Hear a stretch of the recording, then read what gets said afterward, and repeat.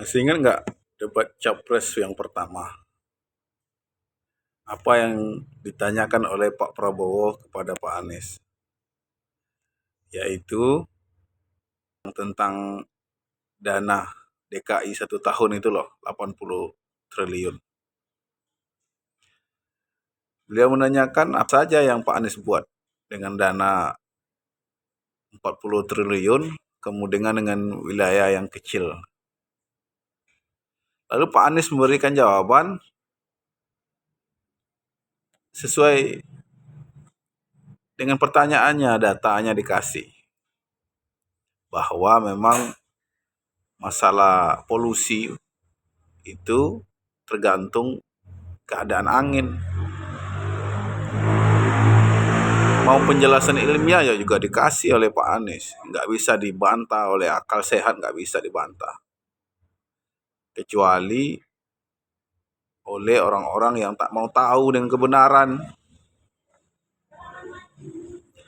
Lalu pada debat yang kedua, Pak Anies menanyakan,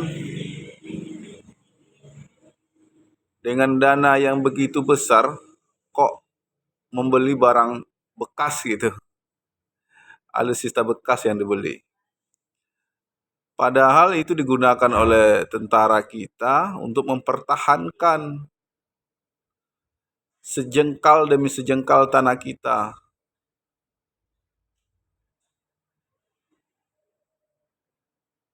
Lalu para pendukung Pak Prabowo norak banget gitu.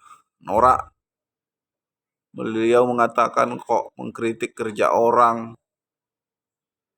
tidak punya etika dan lain-lain. Masya Allah ya, kritikan mereka ya.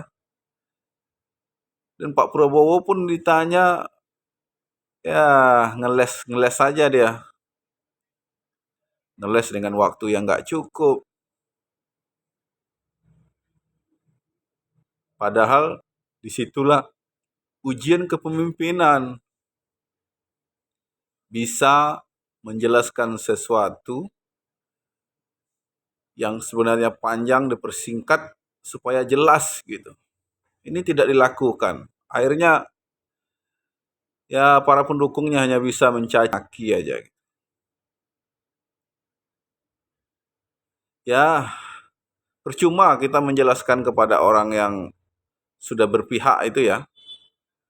Bagaimanapun kita menjelaskan kepada para pendukung Pak Prabowo tentang hal itu, tetap juga mereka membabi buta mendukung Pak Prabowo, kecuali orang yang sekarang ini yang masih ragu-ragu.